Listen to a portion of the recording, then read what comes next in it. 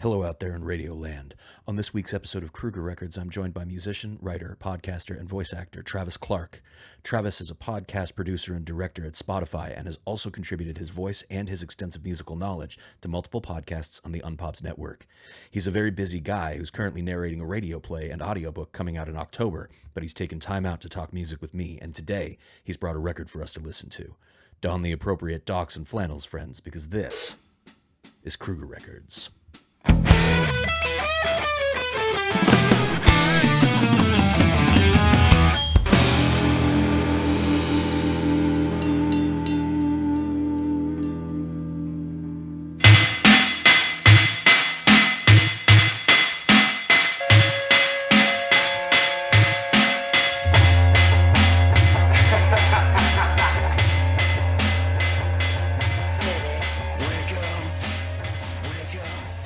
Welcome to Composer's Kruegerecords, an exclusive Patreon series where my musically inclined guests take me and you on a deep dive into their favorite albums, artists, and songs. I'm your host, but you already know that, so let's get into the important part. As you heard in the intro, my guest today is podcasting pro and musical maven Travis Clark, known in some circles as the indomitable Travis fucking Clark. I've been a fan for a long time, and I'm just delighted to have you on the show today. Thank you so much for taking the time. I'm thrilled to be here, and I'm honored that you asked me to come and talk about music with you. I mean, we've had a lot of fun conversations online over the years, so I'm excited to actually have a chat with you about this.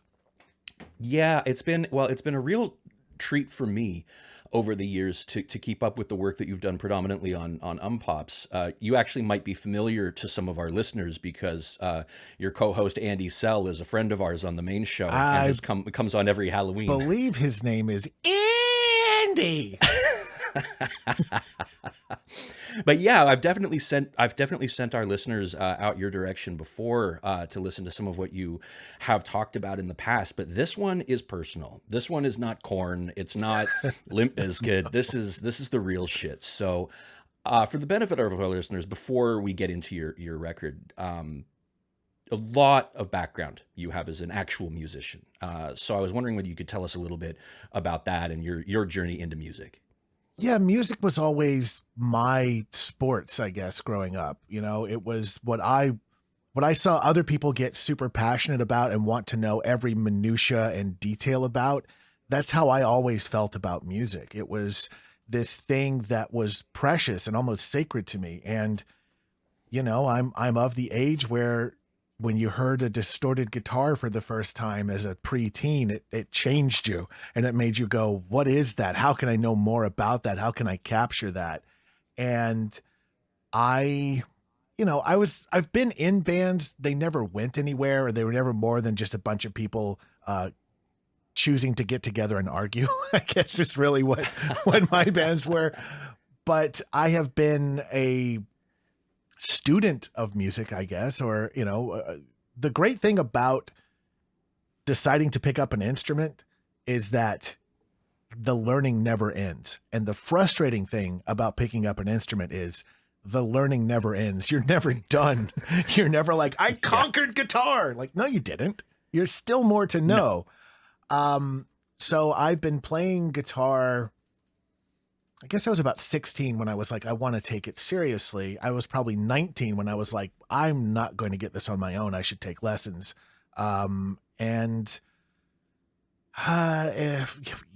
can see behind me, Alex, but all of those are guitar pedals. Every single one of those are guitar pedals. Shit. So I am sitting in a room of my broken dreams. It's everything that I have amassed over the years that is audio equipment. And it's a passion of mine, but to the point where it's like, maybe that's always been the problem. It was too important to me that I couldn't let it go into the world, you know, if that makes sense. Right. Yeah.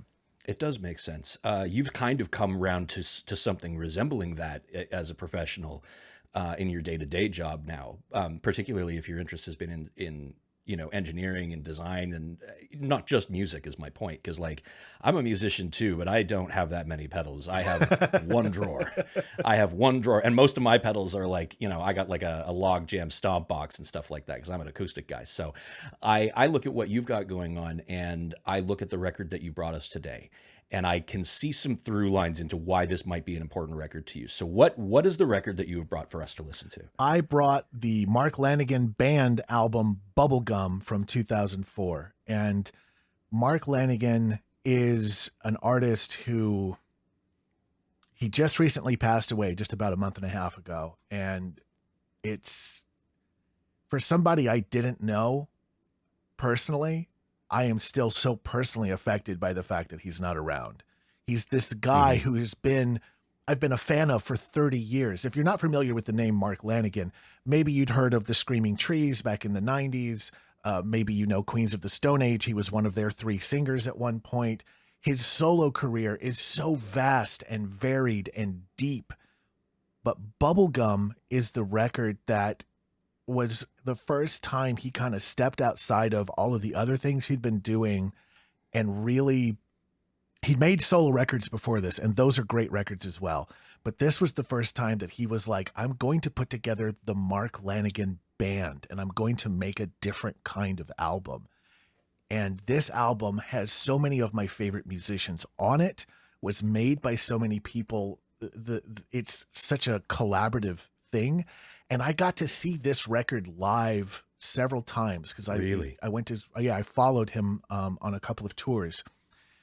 And as you listen to a Mark Lanegan record, the thing that's always going to strike you, whatever band he's with, is his voice. And as good as his voice is on a record, hearing him in a club with only about 200 other people over a real sound system, it's an entirely different experience. It doesn't get captured on record. Yeah. And I feel his records are amazing, but the live version, it changed me. And he's a storyteller. His stories are his songs, and they're amazing to me. I was astonished. I'll be honest with you. I am not familiar with Lanegan particularly. And because for whatever reason, that part of my 90s experience kind of escaped me. I didn't really get into Queens of the Stone Age that much. So when you brought me this guy, I was like, I knew of him from the Screaming Trees. Like I was aware of the name. And I was like, okay, this is going to be cool. Cause I trust your musical judgment anyway. And then I started listening to it. And from jump, the second that we started with Your Number Isn't Up and the piano at the beginning, I was like, what the fuck am I listening to? And as it went on and I started to see that this is almost more of a soundscape than a record, I started to put the pieces together because like you have talked on other podcasts before about being kind of a child of the grunge era, or at very least that being a really profound and important period of time in music for you. And I actually would have because I knew of Screaming Trees, I was like, that was the sound I was expecting. So what I got was kind of that, but also not at all. So I'm curious how you might categorize this and how it fits into your existing framework of stuff that you enjoy, particularly considering Lanegan's pedigree with sort of the grunge era in the 90s. It opened the door to the idea that music, a song can be more than just the score to a movie. It in itself can be a sonic film. It can be its own little contained world to itself. And that is something Lanegan excels at. Even with Screaming Trees, he excels at it, but it's a much more raucous kind of thing. This has very quiet moments, very intense moments, very contemplative moments. And it's a person metaphorically and artistically really telling you who they are. And now, again, I didn't know the guy personally, but this record makes me feel that I did. This record makes me feel when you say these things about the Buicks of Century, a 73 like you, I know what you're saying, even in this very poetic way. You're saying, you're this person of this age, and I have the same kind of feeling with you that I would have. And I there's one line in one of these songs it's in Strange Religion, which is one of the songs that sticks out to me the most. He says, this life of me eventually will be the end of me. And when he said that in 2004, you're like, what a cool lyric. And in 2022, when he's passed away, it just, sometimes I just bawl when I hear it. It just hurts. It's a profoundly, it Mhm. sound, having not experienced this man in the past, it sounds profoundly personal. And one of the interesting things that I wanted to touch on when it comes to the songwriting, because you mentioned that he's a storyteller, and again, as an acoustic guy, like that's kind of my jam too, is like write lyrics, right? Because I'm not a particularly good guitar player or anything like that, so I got to find something. And Lanegan, I was listening to, and I'm like, okay, so this is really interesting to me because this isn't like, what's the word I'm looking for? It's not iambic pentameter. It's not.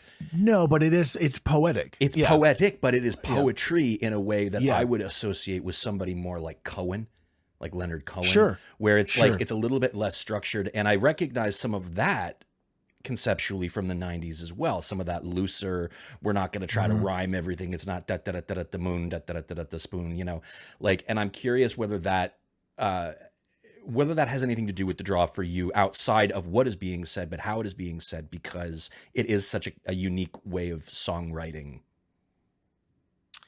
There's something about the persona of Lanegan, whether it's really who he was or just this image that he put out, that I find is enveloping. And I find it's on the record. And if you ever saw him live, he would stand very stoically and kind of brace himself against the mic stand.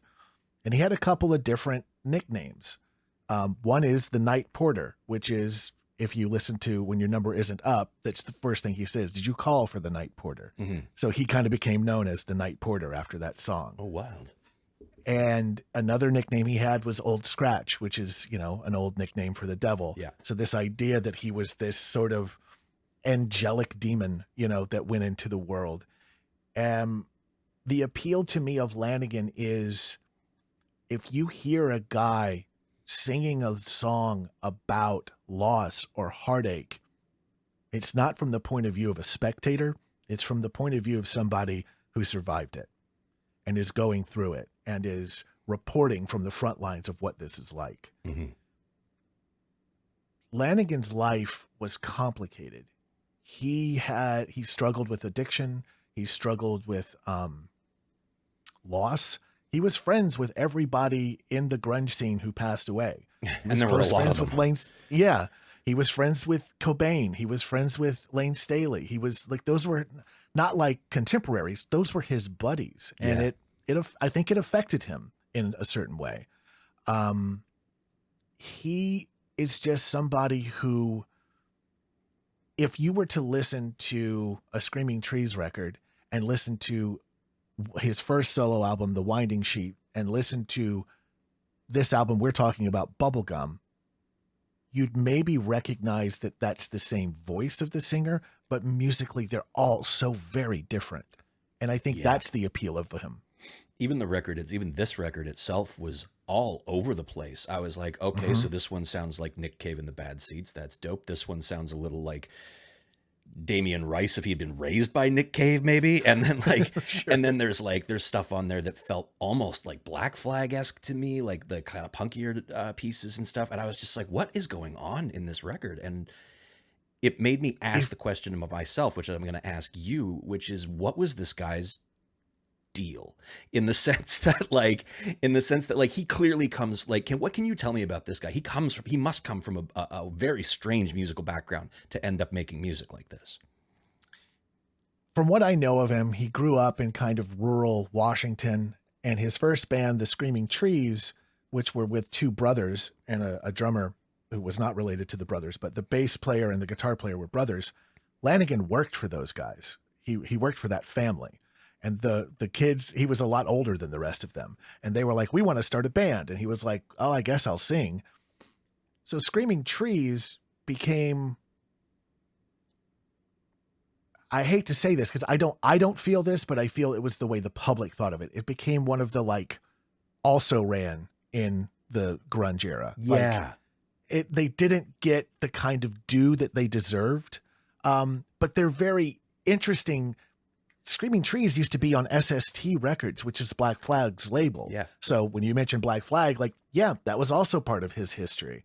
But I know that he was really liked, especially in the last 20 years, experimental and electronic music. He really liked that kind of stuff. And that was something that he ended up playing around with. He made a great album called Black Pudding. Or is that a song? There's one, it's very electronic. It's very interesting. He was a guy who his entire career is not following the convention.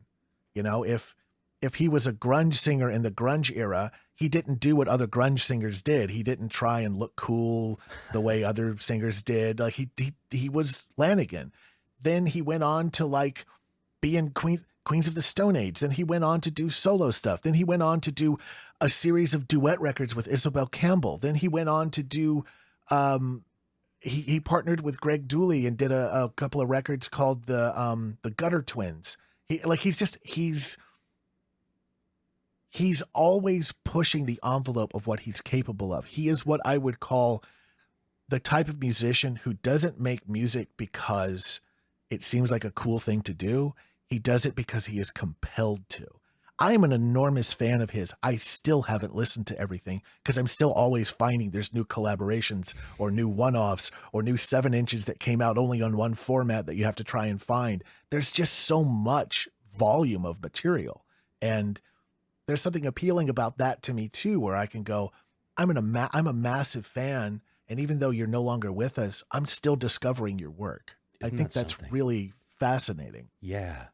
I was very surprised in this record to hear that electronic influence, because on the main show, like, we talk about film composition, right? So a lot of it's orchestral, a lot of it is, but like my shit is always, if we do like every so often we'll do something like a soul where it's like Trent Reznor, you know, or we'll do something like that, or we did Uncut Gems, which was Daniel Lopatin. And this is cool to me. I love electronic music, and I was again not expecting it. When I first started listening to this, I was getting notes of like Placebo. Like, there's a lot of like noise kind of happening in this, and it's obviously very sophisticated from the engineering standpoint, because I was listening to it through these delightful headphones of mine that make everything sound better anyway. And then, and I'm hearing what's going on, and I'm like, oh, that panned over there, and that's way back in the mix. And wow, this is really, it bespeaks a love of the craft for its own sake, like an a priori value that he's placing on this. With that said, I was curious because you mentioned that there's a ton of different people on this album, and when I looked into it, I was surprised. You mentioned Nick and Josh from Queens of the Stone Age, PJ Harvey famously. The one that interested me most, however, and I was curious whether you knew anything about this, was the female vocalist, his ex-wife, Wendy Ray Fowler, because I loved her in this record. I thought she was a terrific addition to this, and I'm curious how that came to pass. That I don't have a ton of info on. In fact, I often forget about that, because an interesting sort of development of this record is when he toured with this record, I believe his marriage had already ended. Oh. And PJ Harvey didn't go on tour with him, but a woman named Shelley Bryan did go on tour with him. And Shelley, the first time I saw her on stage, I went, who is this? Like, she was just so gorgeous and coming on stage of somebody I wasn't familiar with, and nailing the PJ Harvey parts to the part where I'm like, I don't miss PJ Harvey. I love PJ Harvey, but I'm not missing her in this live experience. That's wild. Shelley and Lanegan became a couple and became married, and were married until he passed away. So they've been together for the last 18 years. Wow. So when I think of this record, I think that's how he met Shelley and how they became a couple. Wow. That's really something, because very famously, when you look at collaborations between romantic partners in music, it can get real nasty at times and can be a big problem. I mean, you did a whole podcast about Nirvana, so like, yeah, right. Like it's, and you can see that, and I'm sure you've had creative partnerships and stuff in the past that have resembled relationships. But the reason I asked, and I'll have to look into it at some point, because there was a lot of the vocal work that was being done that bespoke very much what you were describing, and it does not surprise me to hear that record was in and around the time that things were kind of like, everybody was kind of going, well, okay, we're all set Let's Right. let's move on, you know. But that's really interesting. And obviously, like, the number of other people involved in this project, I don't really know the timeline of Queens of the Stone Age. Were they already a thing by the time Bubblegum came out? I vaguely remember Yes. hearing them, like, in the early 2000s. I was working retail, so I would hear them on the radio. I mean, now you're talking into what I could talk about for hours. So feel free to dial me back if I get too deep into this. Queens of the Stone Age came out of the ashes of a band called Caius. Caius were one of the Palm Desert stoner rock icons of the genre. Caius kind of ends in 96. Queens of the Stone Age, first incarnation was a band called Gamma Ray, which they turned out there was already a Gamma Ray, so they had to change their name. So by 98, you get your first Queens of the Stone Age record, which was put out on Loose Groove, which is Stone Gossard of Pearl Jam's label. Right, okay. Yeah. Now, they put out that record. That record is mostly Josh Homme and a drummer. There was no bass player in Queens of the Stone Age. Josh is playing all the instruments. In fact, the end of the self-titled Queens of the Stone Age record is a message from Nick Oliveri, the would-be Queens of the Stone Age bass player, saying, "Oh, I got your message. Yeah, that sounds interesting to me." Nick was the original bass player of Caius. So it's like it all kind of comes back around where everybody works into each other. Yeah. Side story, side mission. When Caius ends and before Queens of the Stone Age begins, Josh Homme leaves Palm Desert and moves up to Seattle and joins a little band called Screaming Trees as their touring guitar player while they're out touring on a record called Dust. So you can go on YouTube and you can find what I think is an amazing lineup of Josh Homme, future of Queens of the Stone Age, just out of Caius, playing Dust era Screaming Trees songs. There's a couple of great, really great. I think there are a couple of Jules Holland live performances that are just fantastic. That's like a Marvel crossover event of music. It's like that's a super group in a way that we don't really see anymore. I've never been a huge fan of the concept of super groups because too often, you know, you all those things are great on their own.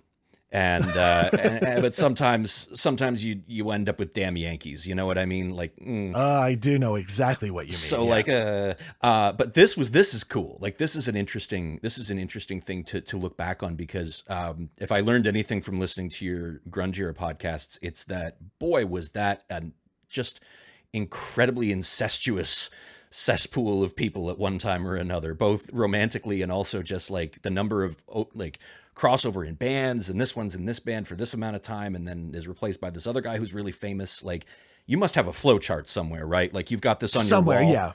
Yeah. I do. I got strings of like yarn that Always Sunny thing. And, yeah, exactly. Yeah, exactly. Yeah.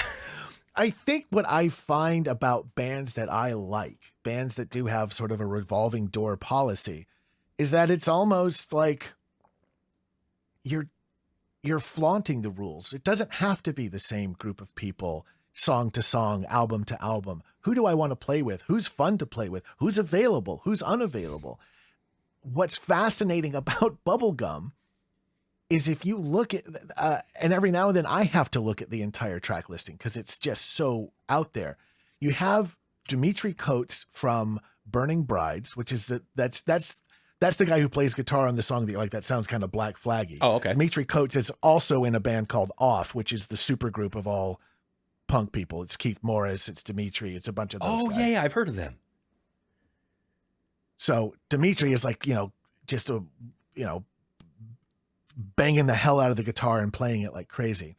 You also have Duff McKagan and Izzy Stradlin of Guns N' Roses on this record. Which also, I was like, wait, what? Duff is kind of in the Queen's side camp of people. He's done other collaborations with some other people that kind of are in that camp. Because I don't know if it's the Seattle connection. I don't know if it's that he's just a guy that is fun to play records with, but like he's done other stuff with Masters of Reality and some other people. And so has Izzy Stradlin, now that I think about it. It's just fun to like, it's, if you were to Venn diagram it, you go, those circles don't go together. And you're like, but it turns out they do. But apparently they do. So, yeah, that's wild. That's it. It calls to mind like the happenstance that must go into that. You ever hear Rollins talk about doing that recording with Shatner? And it's like produced by Ben Folds, and they get goddamn Adrian Belew to come play. And it's fantastic. Yeah. That entire record, by the way. It's good, isn't it? The Has Been record is an unbelievable record. I am on record not liking William Shatner as a person very much. I think he's kind of a prick because I'm like a big Star Trek fan. So I've heard 50 years of like how shitty he was to everybody. But like that record was shockingly good. It was better than it had any right to be. And that cover that he does of Common People. Yeah. And as much as I love the original, that version, I heard it and I'm like, I have to pull over because I'm crying and I can't see through my eyes right now. Like it hit me in a way that for whatever reason, something about a man in his 70s saying those words and saying it with that kind of inflection just flicked something in the emotional center in me that I went, I'm going to need a minute. I'm going to need a minute here. And you don't expect that from listening to a cover of a song by TJ fucking Hooker either, right? Like exactly. Like that's wild. But that leads me very neatly into the next question that I had for you, which is we were talking about this record off mic a couple of days ago, and you said you warned me that you might cry, and I'm starting to understand why, because it's a very, very clearly a very personal record for you. Can you tell me a little bit about the first time you heard it? The very first, so Lanegan releases are always very interesting because you either, as a super fan, are aware that they're coming and you can't wait for them, or they're like, when did he record that and when did that come out? Like those are the two kind of things that happen.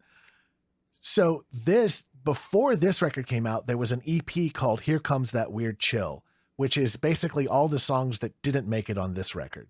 So that came out and I got that like the day that came out. And then all of a sudden it's like, oh, Bubblegum's finally out. It'd been like several months later. The first time I heard it, I can't remember exactly what I was doing, but Brandy, who is now my wife and at the time was my girlfriend, she and I must have listened to it several times while driving late at night. This is a great late at night record. Yeah. Just driving around and letting the world happen for you. And there were numerous times that we would listen to it and just enjoy it and laugh and not cry, but like, you know, this album has peaks and valleys of what it does to you.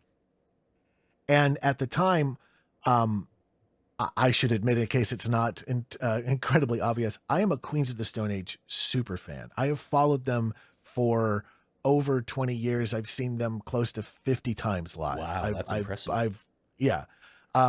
I'm such a Queens of the Stone Age fan that when they first kind of came out and I saw Josh played this very particular guitar, I was like, oh, that guitar is cool. And it turns out it's super rare. And I went, well, then I need all of them. So I became the preeminent collector of this very weird guitar. You are that kidding. there's only a couple of hundred of. I had 6 at one point, and someone told me, he goes, the only people who really collect these are, or who have the most of them are Josh and you. And I've since sold all but one, but yeah, I got real weird. That's wild. That's very cool. My thing has always been, if I can't be great at guitar, I can be great at owning guitar. I can be great at having all of the things, you know? I hear that Hence, for sure. The wall of pedals behind me. I may not be a great guitar player, but I have every flanger ever made. So I should be pretty good. And you know how to use all of them. This is important stuff. So, so to go back to your original question, I promise this had a point. Brandy and I would be driving out to the desert a lot to go see Queens or Queen side bands, or even just to go out to Joshua Tree area. And so to me, listening to this record while driving out to the desert, especially while listening to, I want to make sure you get the title right.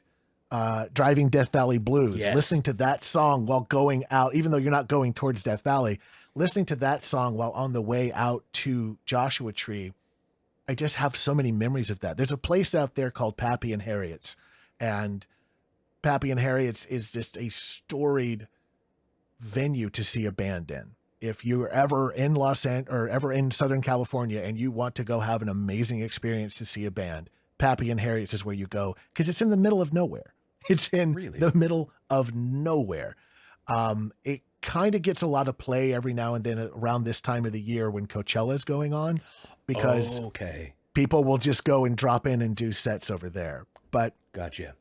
I think Paul McCartney played there one time unannounced, just showed up and was like, "Hey everybody, guess what? I'm going to play some songs," and just kind of just went for it.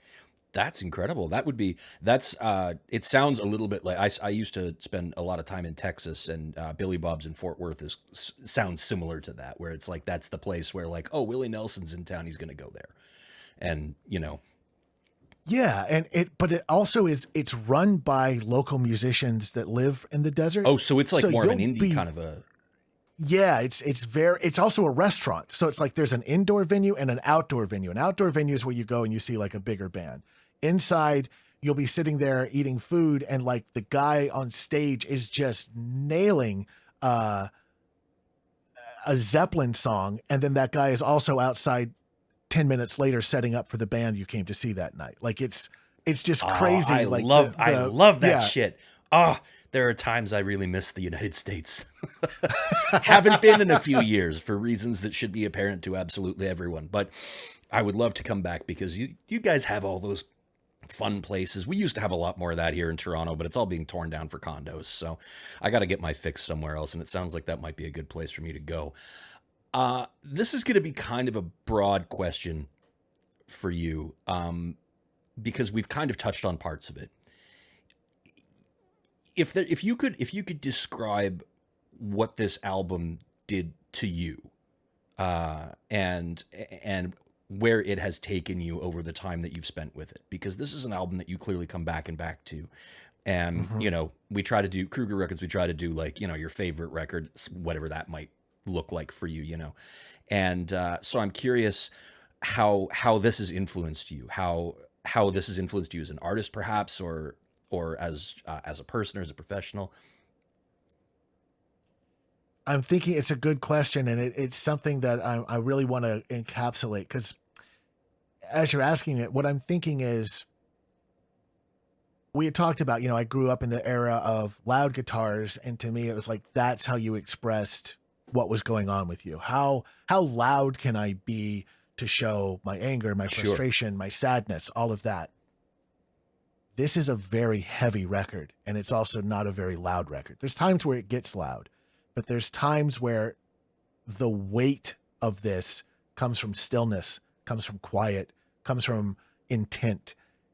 And it, I think, let me know that not everything has to be bold lines. Not everything has to be in the red to be impactful. You can have moments of reflection, moments of just poetic license of telling a story, and have that leave you with a feeling of, this is not someone who was in my life on a personal level, but this is somebody whose absence I now feel. This is somebody who became a part of my life from experiences of listening to the record, seeing the person live, but just how they made me feel with their choice and intent and collaborations. To not sit there and go, oh, I'm the guy from Screaming Trees, I can only make a Screaming Trees record. It's a guy saying, I don't want to make Screaming Trees records anymore, so I'll make every kind of record I find interesting with whoever wants to play and have fun with me. Do you think that the subtlety that you referred to in Lanegan's work, compared to that angry redline guitar sound that you spoke about before, do you think that makes him more accessible as a songwriter?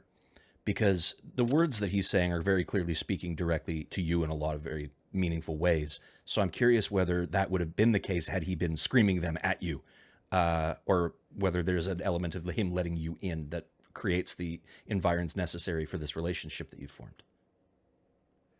I think I remember once I was trying to play with a friend of mine, and he wanted a sample of what I found interesting, and I gave him this record, and his response was, that really only works for Lanegan. That's really only something that works with that voice and that personality. So I think that's the conduit, is that if you had a screaming guy on this record, if you had even him screaming on this record, and he does get kind of gritty in certain points, but I think there's something about the person and the person in this situation that resonates with me. I can't really always put my finger on it. It has to do with, if I'm really honest, as great as this record is, this record also came out as I was falling deeper in love with the woman who would end up being my wife, and we shared the love of this album together. That is so fucking nice. Sorry, that's just really, really nice. So I think, I actually haven't thought about it in those terms before. I think that's why it feels so sad to me that Lanegan is gone. As much as I am a fan of his, it also feels like, all right, everything has an ending. Even this beautiful moment in my life has an ending at some point. And maybe it's forcing me to look at those things that, I don't know. And I'm getting a little choked up. Jeez, no, yeah. Wow. Okay, let me ask you this. Do you think, with all of that being said, that you still engage with this record today the same way that you did when you first listened to it? I think you probably already answered that, but I'm curious how it's different now with all of that retrospection in place. It's different now because when this album came out in 2004, I would have been 29, maybe, maybe just turning 30. And it's funny, my experience with aging is I've always liked things that had a certain darkness to them or had a certain melancholy to them. But when you hear them when you're older, and when you hear them from people who have passed away, they don't ring in the way this album rang true to me when I was 29 or 30 was, this guy recognizes a sadness in me and I recognize that sadness, and we have that connection. As I'm older, it's this person is trying to purge this from them. This person's trying to get this out of them and trying to make something with it. And again, there's that one lyric in Strange Religion, this life of me will one day be the end of me. Maybe that was just a cool lyric he wrote at the time, but it became prophetic. And when it becomes prophetic, it just, as the kids say now, it hits different, and it hurts. It hurts in a way that I don't think it was intended, if that makes sense. Do you think that's unique to you, or do you think that you are not alone in that assessment? I think it's not unique to me. I think it's maybe unique to people of a certain age, or someone who really, it doesn't have to be Lanegan. It can be whatever artist you're a fan of. I think life experience changes what art means to you. Any kind of art, I think the more you've experienced the world, the more you can go, oh, that thing I was really passionate about, I don't like anymore. Or, oh, this thing that I absolutely did love, I do still love it, but I love it for a different reason because its meaning and me have changed over time. So it's something that I think to have this experience that I have with this Lanegan record, I think you would need to be a long-term Lanegan fan to know that these are things that he says a lot. In fact, there's another lyric. It's a bit of a side story, and maybe it's a weird one to bring up. I've started doing this thing where I go hiking late at night just to kind of wander and exercise and get my mind off of things. And I've been listening to Lanegan records while I do it. And there's another record he has called Blues Funeral. And there's a song on that album where he says, down here in the dirt is where it doesn't hurt. And I had to just take a knee and just it didn't hit me like that 10 years ago when that album came out, but those kind of things hit me now. And I think maybe I'm having these kinds of experiences to songs like this because I'm kind of past middle age. I'm kind of into overtime now. I'm starting to get towards the idea of life ending is, I don't know. I don't want to get super morbid, but it's like, I can see that there's a finish line that we all kind of go towards, and it doesn't feel like, oh, that'll never happen. It's like, oh, right, that's a thing that'll happen one day. Mm-hmm. And kind of being forced with mortality through your own aging, your loved ones aging, your grunge icons passing away. It kind of forces you to reevaluate things. It's not Tuesday, but it's not someday anymore either. Right. I think that's to be honest with you, a little more profound than I was anticipating. But that's terrific. I think that my next question is a little bit two-pronged as a result, because I'm thinking here about this record because this is the first Mark Lanegan thing that I have ever listened to. Like outside of like actively listened to. I mean, I've heard the Screaming Trees and I've heard Queens and stuff like that. But like, this is the first time I've sat down and gone, okay, I'm going to really pay attention to this guy. And for me personally, I thought this was like a terrific first record for me to listen to. But over the course of our conversation, you've talked about how your relationship with this record, and perhaps other fans who share that same level of association with Mark and his work that you have, they are appreciating this album in a very different way. And that's probably true of a lot of music, but it makes me ask whether you think this is a good entry place into Mark Lanegan for a listener. And secondary to that, because we talked about, you being 29 versus now, is this a record you listen to as a young person, or is it a record you listen to for the first time like I did at 38? Or is this a record that you listen to somewhere in between for your first time? First part, I think this is a great introduction to Mark Lanegan because it's going to give you such an amazing variety of what he is capable of. And there are echoes of all the different kinds of things he does over his career in this record, both previous and forthcoming. So I think this is a great way to get into him and realize he's not just the grunge Tom Waits. He's not just the grunge Leonard Cohen, which was kind of how people painted him sometimes. And especially the Tom Waits thing seemed to really piss him off. It pissed him off? It really made him mad. Yeah, he didn't like it. Oh, maybe it's because Waits is if you sound like Tom Waits, you sound like Tom Waits, like end of conversation. And maybe he didn't want to sound like someone else. I think it's hard to say.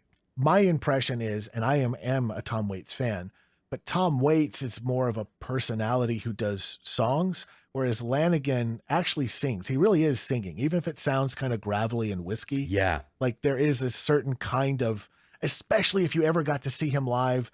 And if any of these songs, if your listeners, end up checking out this album and liking it, it's worth looking up live performances of these songs. I promise you they're good. I promise you they are.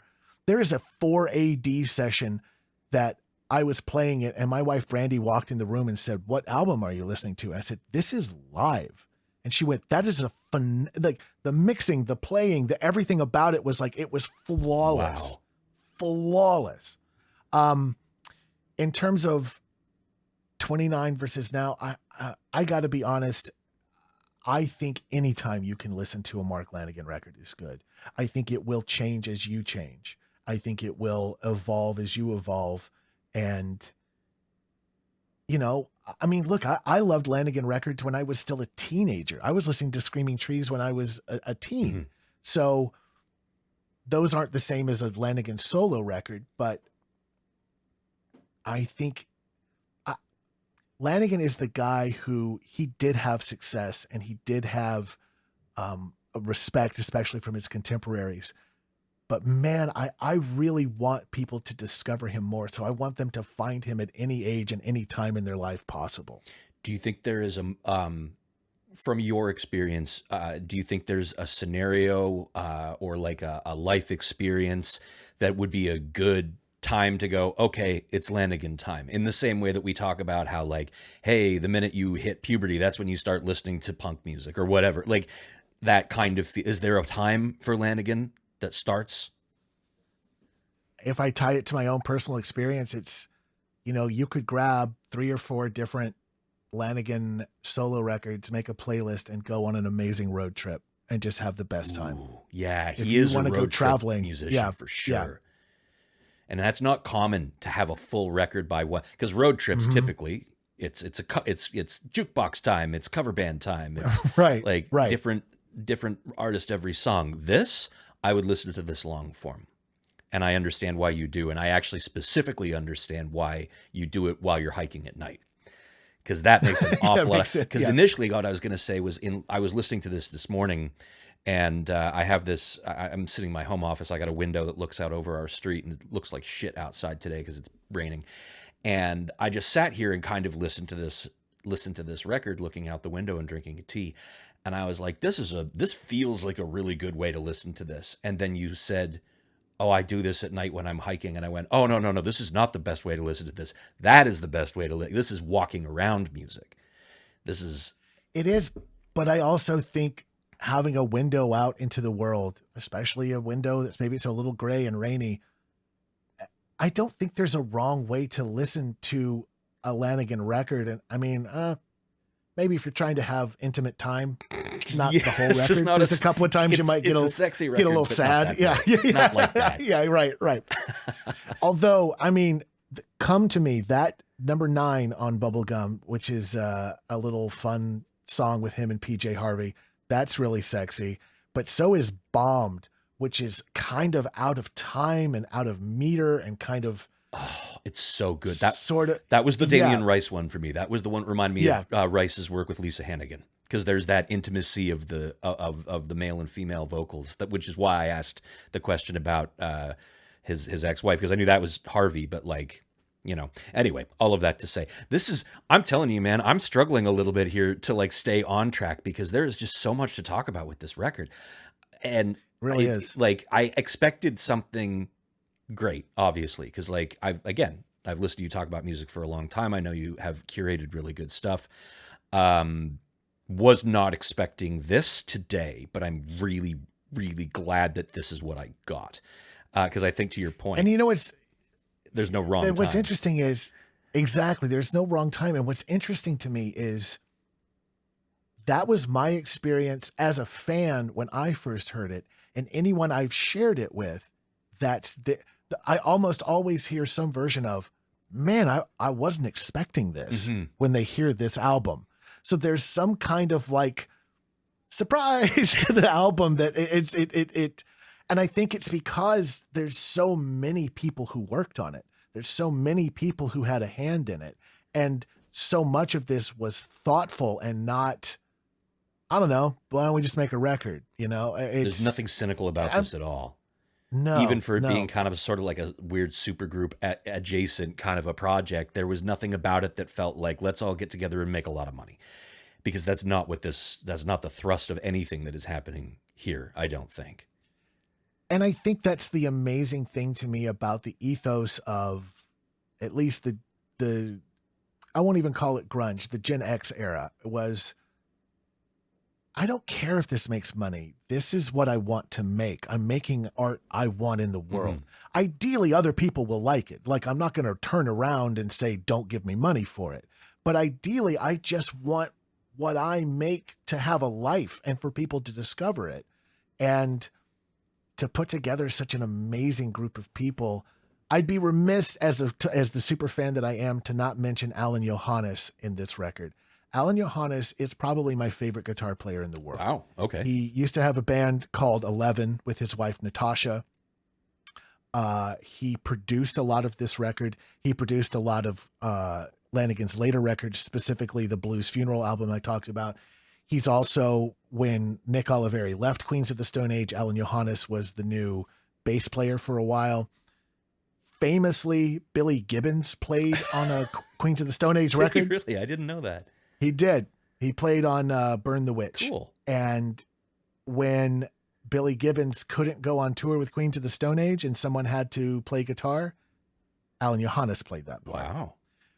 When Josh started his super group of Them Crooked Vultures, which was Dave Grohl on drums, John Paul Jones on bass, Josh on guitar and vocals, Alan Johannes was the secret sauce. He was the other guitar player in that band. So Alan I've never tried to promote other people on social media.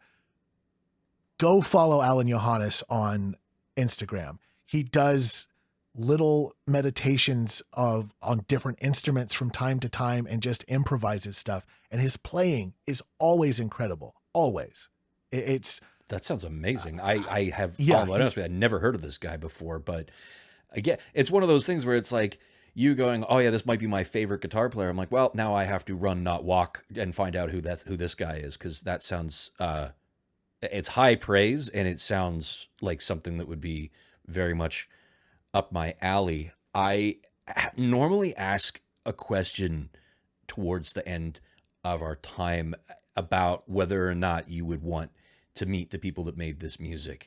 Obviously, Mark is no longer someone that you would be able to meet, and you very much articulated that you probably very much would have liked to meet him.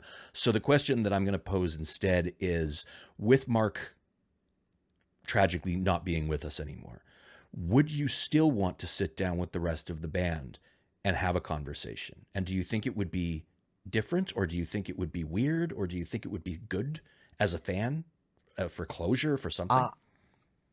I'm fortunate to say I've met most of the people on this. Have you record. really? Oh, wow. I've talked to most of these people. I don't know if it was always a great experience for them, because I tend to be the kind of super fan who's like, I love you and you're the best. And they're like, I'm eating pancakes at 2 a.m. Why are you like this? I've met numerous people. I've met Josh Homme. I've met Chris Goss.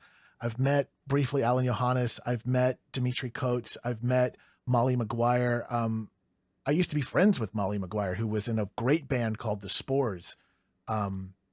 She's now I don't think she does music anymore. Molly, who played bass on some of these songs and was another part of the kind of Queen's side family, is now an amazing artist who goes by the name Maguire. She does like circus banners. Oh, She's cool. Fantastic. Yeah. So I've had the experience of getting to talk to these people. What I've never done, and I almost had to stop myself. I almost instant messaged Alan Johannes on Instagram to tell him how much I love his production work on this album and on Blues Funeral. And I was like, your friend just passed away. Is this what you want to deal with? Do you want to deal with super fan coming in being like, just so you know, sir, I'm very much a fan. And also I have the same cigar box guitar that you have. I know the same builder. Like he doesn't care. Yeah, no, I know what you mean, for sure. It's tough when you meet people like that, though, that are so profoundly important in some level, you know. Because you have context to them. They've had an imprint on your life. And for them, this is just a stranger coming up professing something they can't return. I can't say, I love you back, because I don't know you. I just met you. You know, it took me a long time to understand that, because I would just go up to somebody and be like, I love you. And they're like, that's not how you start a conversation, man. You started at a 10. There's no 11. There's nowhere to go. No. And it is very strange. I spent time years ago in like comic book-esque fandom, and I was in a band that was like a niche band for that. And I would have people come up to me and talk to me like I was like a cast member on Doctor Who or whatever. And I'm like, I am no one from nowhere.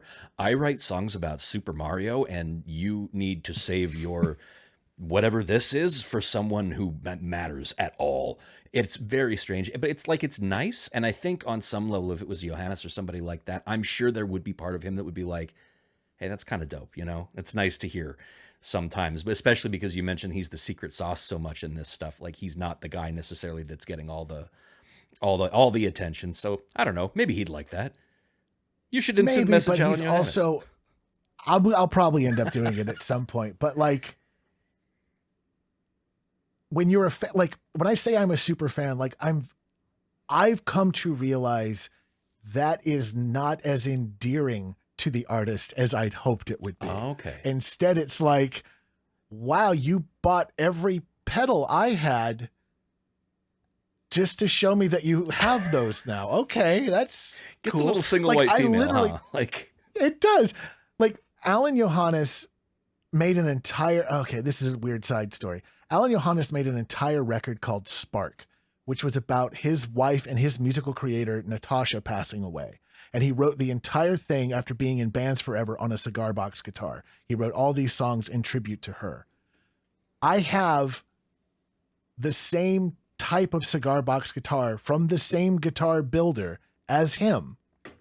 I purposely sought out that builder and went and got that guitar made so that I could be like, now I have that. Then I would go and watch videos of him performing those songs. And because it's a guitar that's tuned very strangely, I'd have to watch his fingering to figure out how he's playing it and then learn to play the songs on this very unique instrument. Now, saying it out loud, I'm like, that is weird. That's a little much now that I hear it now. That is single white female. Yeah. So if I reach out to him from that kind of point of view, he's just going to go a block. Cause I know I would, I'd be like, I don't need that energy in my life. No. Yeah, exactly. The best case scenario, you've just met somebody who's way too into what you do. The worst case scenario, they're like, and I need to wear your skin. Yeah, exactly. You know, like and I need to like absorb your essence, come to my basement. Yeah. No, I get where you're coming from. And it's tough sometimes. Like it's even tough, like, you know, it's even tough sometimes to have these conversations. Cause again, podcaster from nowhere. I have a beard and glasses and I'm a white guy. I have a podcast. Of course I do. And what am I talking about? Music? Oh, well, you know, and it's like, so I'm aware when I come to guys like you or Andy or whoever, and I'm like, hey, you should come talk about music. You would be well within your rights to go, no, what? Who are you? But I think you're selling yourself short in that instance though. Like I've always enjoyed our conversations that we've had just in text and back and forth. And you clearly are also somebody who appreciates, you know, this record was new to you, but I was almost certain you would enjoy it. So being able to have a conversation with somebody with a shared appreciation of something is always welcome. Even if I came on and you were like, I hated this record, I never got the impression that you would be like a real dick about it. I'd be like, oh, cool. Let's have a conversation. Like, oh, what didn't you like about it? That is interesting to me. If something is that personal to me and that different for you, I used to live in a space where it's like, I have to look down on the person who doesn't like the thing I like. Mm-hmm. And as I've gotten older, what I want to do is go, oh, I'm not the harbinger of good taste. I just like what I like and you like what you like. And if there's an overlap, let's talk about it. And if there isn't, and if we're friendly with one another, oh, why didn't you like it? Oh, you think it's derivative of this, or, oh, it didn't do this to you.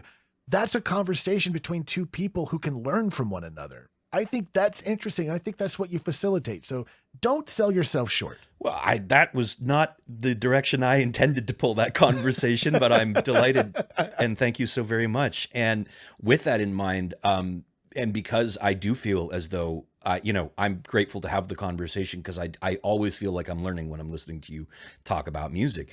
And so with that in mind, I feel like the people that are listening to this probably feel the same way. So outside of Lanegan himself, because I think we definitely are like, check out everything this man has ever done, and you'll be doing it until, doomsday, because there is so much of it.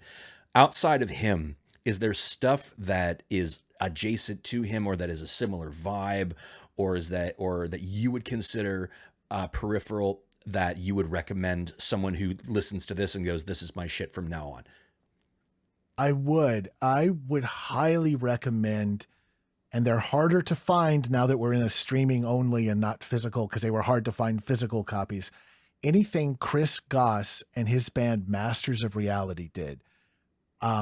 Chris Goss, if you were to look at him, he is a mountain of a man. He looks very intimidating. And when he sings, he has the voice of an angel. And at one point, Masters of Reality's drummer was Ginger Baker of Cream. Oh, wow. This was, a long time ago.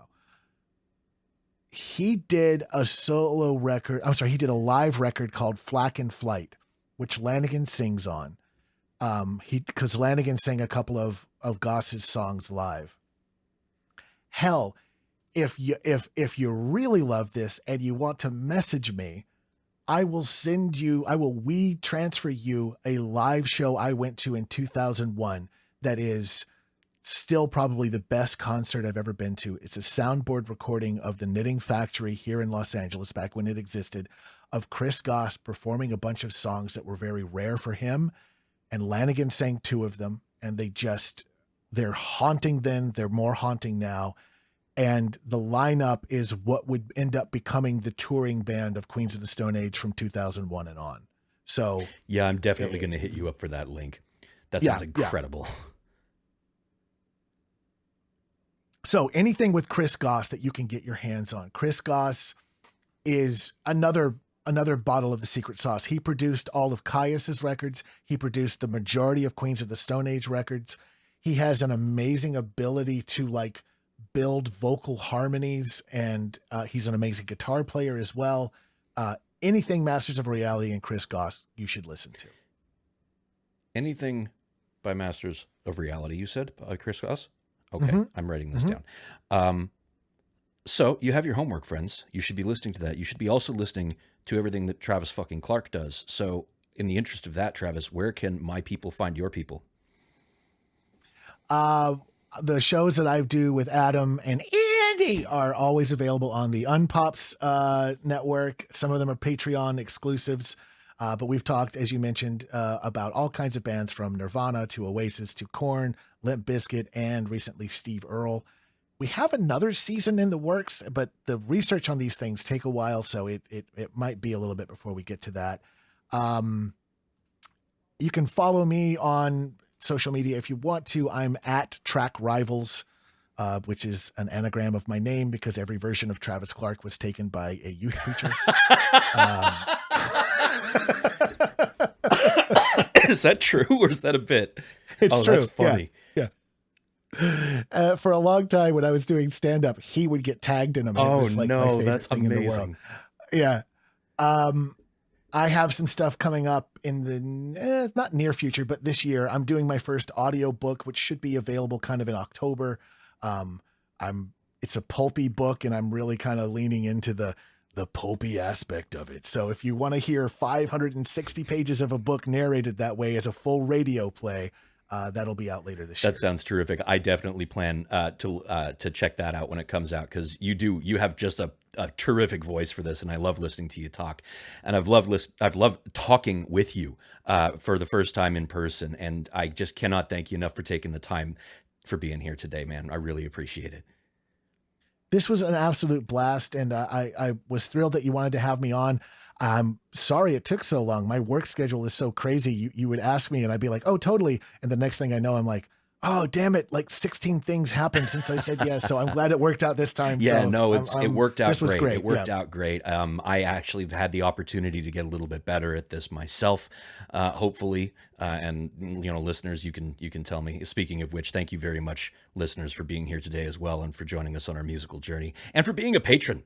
That said, this is going to be a free episode because I want everybody to hear about Travis's upcoming audiobook. So if you're here because you're an Unpops fan, thank you very much for joining us. I'd love to hear your thoughts on this week's episode. So feel free to get at me at Composers Pod or Alex James Tunes on Twitter. Like the man says, music is the glue of the world. It holds it all together. Without it, life would be meaningless. That's all for this week, friends. I have been Krueger, and this has been Kruegerecords.